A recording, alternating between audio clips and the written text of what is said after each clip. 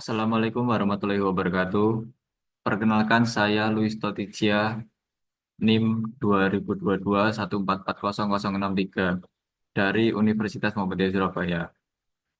Di sini saya akan mempresentasikan paper saya yang berjudul Analisis Kasus Dana Korupsi di 1MDB Malaysia dan Implikasinya Terhadap Indonesia.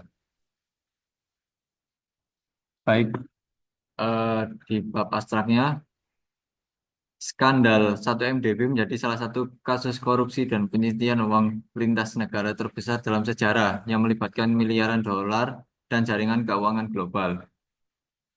Penelitian ini bertujuan untuk menganalisis kerangka hukum internasional dalam menangani praktik pencucian uang yang bersifat lintas negara, dengan fokus pada skandal 1MDB dan keterlibatan berbagai yurisdiksi, termasuk Indonesia.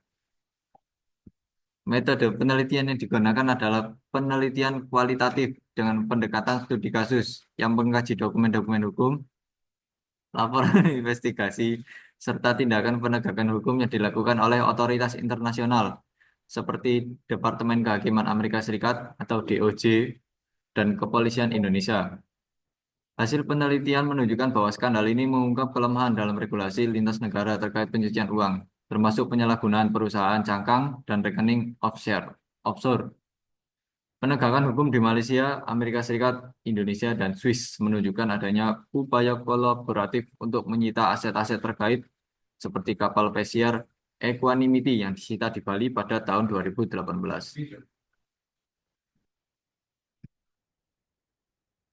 Baik di bab pendahuluan,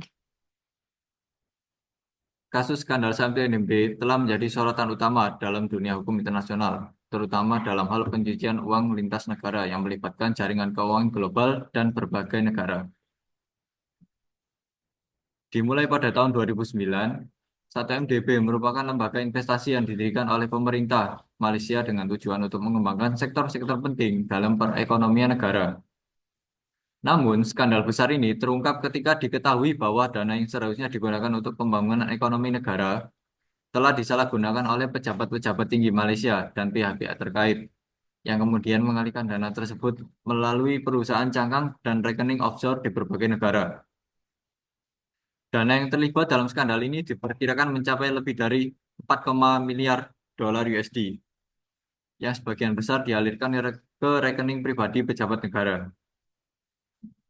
Kasus ini tidak ada mencerminkan masalah korupsi domestik di Malaysia, tetapi juga mengungkap ketidakmampuan sistem pengawasan internasional untuk mencegah dan menangani pencucian uang lintas negara yang kompleks. Beberapa negara terlibat dalam upaya penyelidikan dan penyitaan aset yang berkaitan dengan 1MDB, termasuk Amerika Serikat, Singapura, Swiss, dan Indonesia. Seperti yang disinggung dalam abstrak tadi, salah satu langkah yang sangat mencolok adalah penyitaan kapal pesiar mewah Equanimity yang pada tahun 2018 disita oleh otoritas Indonesia setelah diduga dibeli dengan dana hasil pencucian uang dari 1MDB.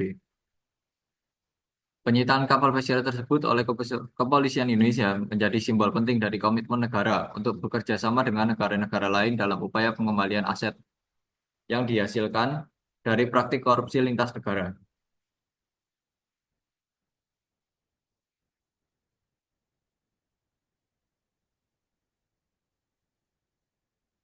Penelitian ini memiliki tujuan untuk menganalisis sejauh mana kerangka hukum internasional, baik itu konvensi internasional seperti konvensi PBB anti korupsi, serta perjanjian bilateral dan multilateral, dapat digunakan untuk menanggulangi praktik pencucian uang lintas negara yang tercermin dalam kasus 1MDB.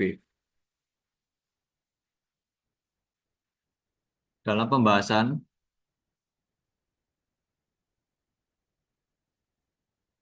eh, kasus ini melibatkan sejumlah negara dan individu berpengaruh, dan juga kasus skandal ini memperlihatkan kompleksitas permasalahan hukum internasional dalam menangani kejahatan korupsi dan pencucian uang yang bersifat lintas negara. Kasus 1MDB mengungkapkan kelemahan signifikan dalam sistem regulasi yang ada di banyak negara, yang memungkinkan adanya transaksi keuangan ilegal melalui perusahaan cangkang dan rekening offshore. Berdasarkan hasil analisis terhadap dokumen investigasi, laporan audit, dan data keuangan yang dikumpulkan oleh otoritas internasional, Ditemukan bahwa aliran dana yang berasal dari 1 MDB banyak dipindahkan melalui jaringan perusahaan cangkang yang didirikan di negara-negara dengan sistem pengawasan keuangan yang longgar. Negara-negara seperti Kepulauan Cayman, Singapura, dan Swiss tercatat sebagai tempat utama untuk pengalihan dana tersebut. Hal ini menunjukkan bahwa meskipun beberapa negara telah mengimplementasikan regulasi anti pencucian uang atau AML, ketidakseragaman dalam pelaksanaan regulasi dan pengawasan antar negara memungkinkan praktik pencucian uang yang efektif dilakukan oleh pelaku. Bahwa meskipun ada kerjasama internasional yang dilakukan oleh negara-negara terlibat dalam penyelesaian kasus 1 MDB, koordinasi antar otoritas hukum masih terhambat oleh perbedaan dalam sistem hukum dan kapasitas institusi yang terlibat.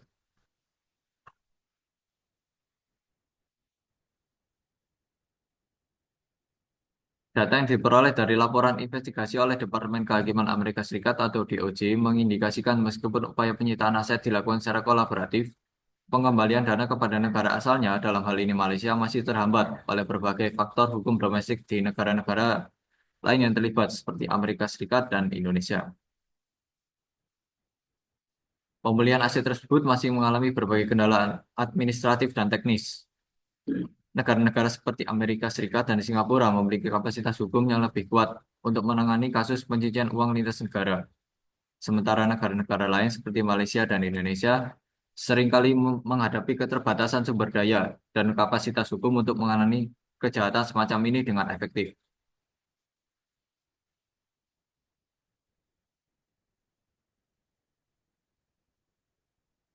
Salah satu cara yang digunakan oleh pelaku untuk menghindari pelacakan adalah dengan menggunakan perusahaan cangkang dan rekening offshore yang sangat sulit untuk diawasi oleh negara-negara dengan regulasi keuangan yang ketat.